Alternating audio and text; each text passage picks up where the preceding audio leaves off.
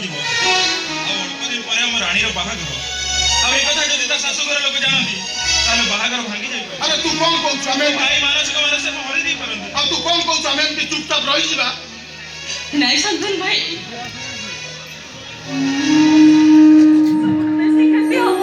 ମୋର একথা ମୋ ଭାଇ ଜାଣିଲେ ଗୋଟେ ଦିନ ମୁହଁରେ ସହି ନ ପାରି ସେ ଆତ୍ମହତ୍ୟା କରିଦେବେ।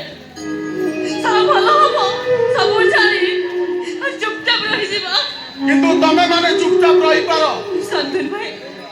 ମୁଁ କିନ୍ତୁ ନୁହେଁ। ମୁଁ ଯିବି, ମୋ ଭାଇ ନାଁରେ ଏଫଆଇଆର ଦେବି।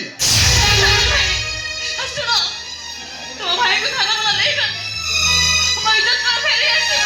ରାଣୀ, ଏ ଶାନ୍ତନୁ ଭାଇ, ତମେ ଯଦି ମୋତେ ନିଜ ଭଉଣୀ ବୋଲି ଭଲ ପାଉଥିବ ରାଣୀ, ତାହେଲେ ଏ କଥା କାହାକୁ କହିବନି। କାହାକୁ ବି ନୁହଁ, ତମକୁ ମୋର ଆଣ ଭାଇ, ତମକୁ ମୋର ଆଣ।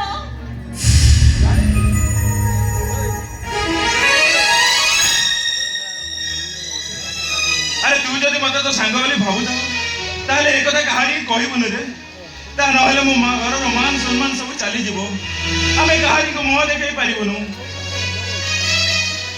ସାଙ୍ଗ ହିସାବରେ ତତେ ମୋର ଏତିକି ଅନୁରୋଧ ତତେ।